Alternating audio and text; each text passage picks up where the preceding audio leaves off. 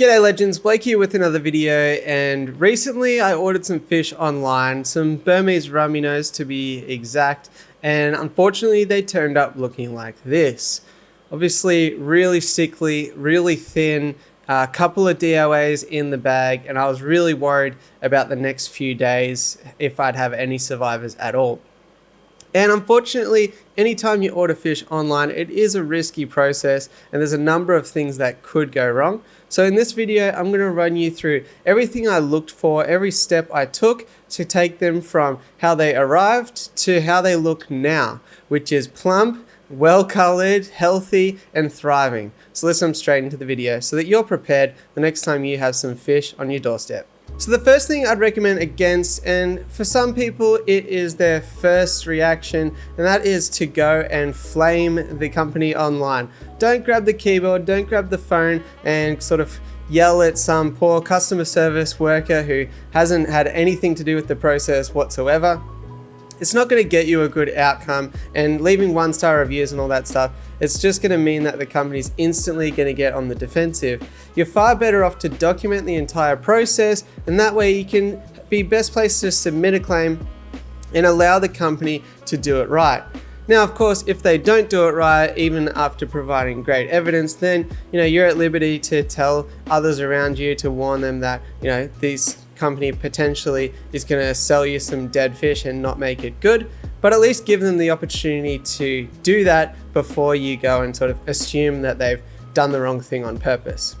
So I've always found the best bet is to grab my phone even before I've seen any fish or know that anything's going on, and I record from the first opening. It's even better if they have branded tape and all that stuff. I record opening that the first time, and that way I then lift out the bag, show any fish that might be DOA, and I have that all on recording with no cuts, so that it's indisputable that something that I did made the fish the way that they are.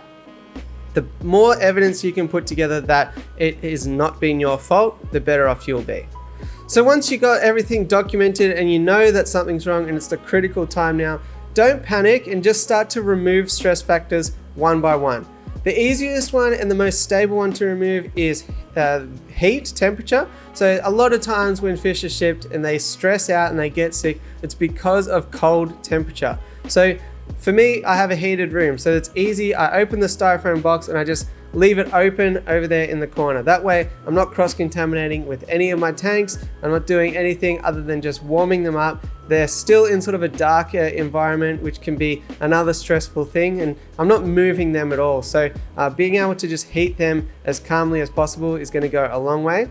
But obviously a lot of people don't have heated fish rooms, so in that case I'd recommend taking the bag out and floating it in the tank. Ideally, the tank is heated to the optimal temperature for whatever species that you're going to get. So pull the bag out and start to float them. That way they can slowly start to acclimate to the temperature. And that's an easy one to just tick off the list while you process everything else that might be going on. I'd also recommend at this time, don't get up in the grill of the bag. Don't move it around, jiggle it around to see what's going on. You're not really going to change anything at that point in time. So you're better off to just leave them and allow them to be as less stressed as possible. Then after about 45 minutes to an hour or so, they should be up to temperature and it's time to make the next step. So what I do is I just take the entire bag that's going to be full of nasty, stinky water, and I open it up, but immediately drain all of the water through a net, leaving just the fish, because I don't want any of that nasty, now that the bag's open, it's ammonia-ridden, stinky sort of aquarium water, which might be full of pathogens, any sort of medication that they shipped, or all sorts of things you don't know. So I like to keep as little of that in the tank as possible, even to the point where I don't take the net now with the fish in it and put that in my water at all. I instead tip it upside down, being sure to not tip the fish onto the floor and all that sort of stuff. But then I just tip that over the top of the aquarium so that that is not getting into contact with my aquarium water. Now obviously you still could cross-contaminate because the fish have come into contact with the water, but I can't exactly dry them out and have them survive, can I? So for me, that just minimizes as much risk of any sort of pathogens and unknowns getting into the tank as possible. So I'd recommend you do that. Now obviously it may or may not be stressful, the water that they're going into. It's most likely that it's not exactly the same as the water that the fish store was keeping them in, so it is going to be a stress factor. So as close as you can get that tank before the fish have even arrived to the conditions that you're going to keep them in, the better, because that's as soon as they can start getting used to what you're going to keep them in. So research the species, make sure the tank is set up well beforehand. Don't be trying to buffer water and all that sort of stuff at this juncture, because it's just way too stressful and there's no need to do anything like that. Now really importantly, and I can't stress this enough, don't at this point start throwing medication in, start throwing salt in, start doing all these kind of things that's going to alter those water parameters, because consistency is far more effective at this point than those kind of things. The reason that medications work often is because they're stressing out the fish. For example, salt, it's really great for broad spectrum issues, right? But the way that it works is it irritates the skin, creating and promoting the slime coat development on the fish. As well as that, it contains minerals and electrolytes and all that sort of stuff, which work just like in humans that help. But it's also a bit of a stressful thing, a bit of an irritant. So I like to just leave them for a couple of days without doing any medication yet. And I instead like to get some nice healthy fats on them, get some food into them, because often fish are fasted prior to shipping. So if they're skinny, if they're already passing away, then the best thing I think is to get in some live baby brine shrimp. If you can't get them to eat live baby brine shrimp, or if you can't hatch baby brine shrimp, then a nice, soft, easy to digest aquarium pellet that's made of high quality ingredients is the next best option.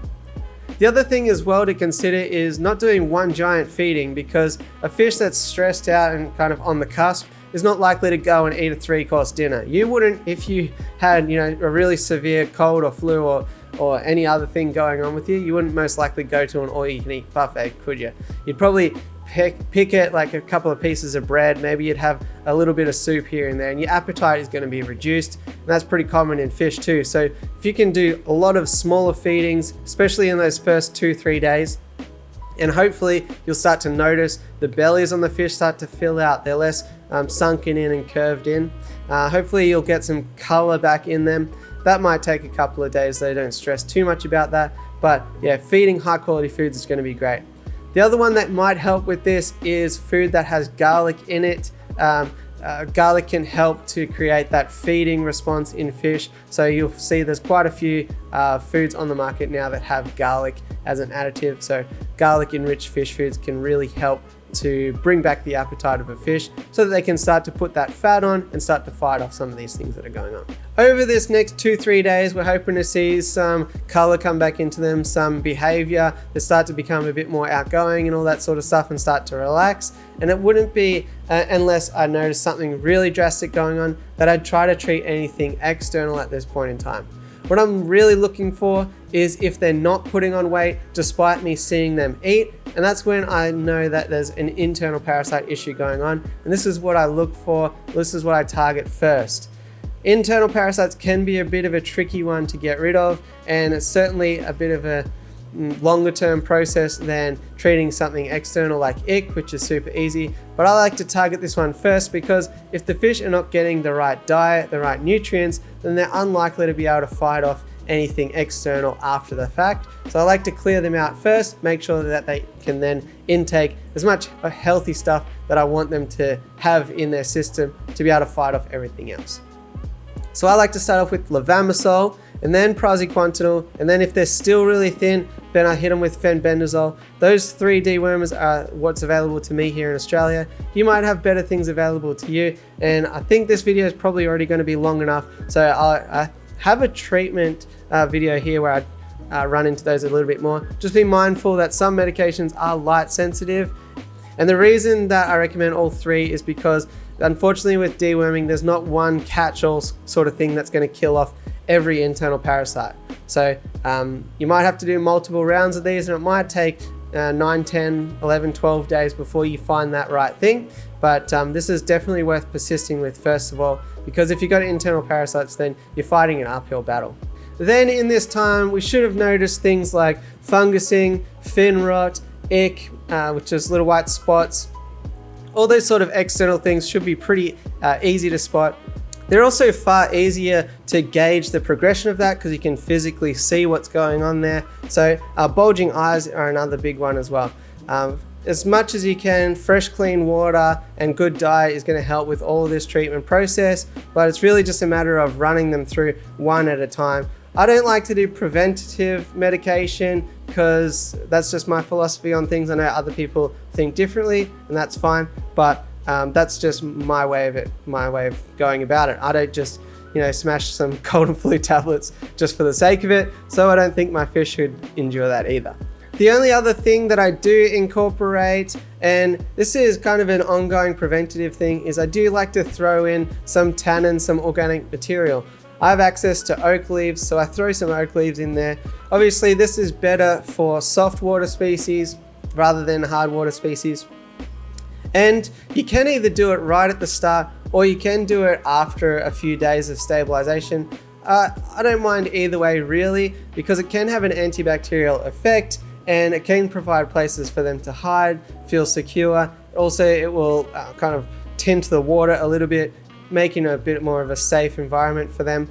However, it's going to make it harder to view some of these smaller things that are going on. So if you notice straight out of the bag, maybe some finnage that needs healing, maybe they've been fighting, nipping each other and all that sort of stuff, then I'd probably put the leaves, and I mean like 5, 6, 7, 8 leaves. There's not really a limit on how many to put in. Then I put them in straight away. But if they're just really thin, then I'd probably hold off on it until I've actually seen them eat and seen them behave without having things all in the way. And the only other one to really discuss is salt. And I'd just do this if there was something going on, if they were just seeming a little bit strange and I couldn't quite put my hand on it.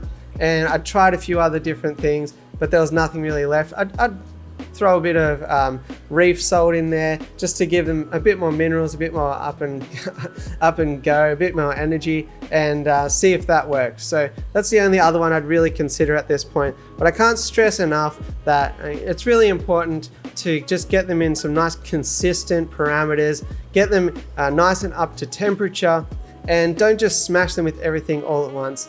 Also, it's a good idea for the long term to make sure that you give the sender a right of reply, because often it's not their fault. Nobody's purposefully sending some fish that are sick, or I've not really come across some sort of evil genius that has just decided that that's the way they're going to ruin people's days. So every time it's happened to me, thankfully the aquarium stores made it right. And in my case, even though I had a couple of DOAs, the store actually sent more than I ordered anyway, so I've ended up with a larger colony than I ordered, even despite losing a couple. After that, I guess it might be a long process and it might have taken off the shine of those new fish that you got, but at least you're well prepared and you're able to gauge how quickly those fish can recover, and you're able to go through those processes and know what to identify a little bit more. So hopefully this video has helped you, and if it has, it always helps me to smash like, hit subscribe, and all that fun stuff. If you like my videos, I'll drop another one right there for you to enjoy. Other than that, I'll catch you on the next one. Thanks for watching.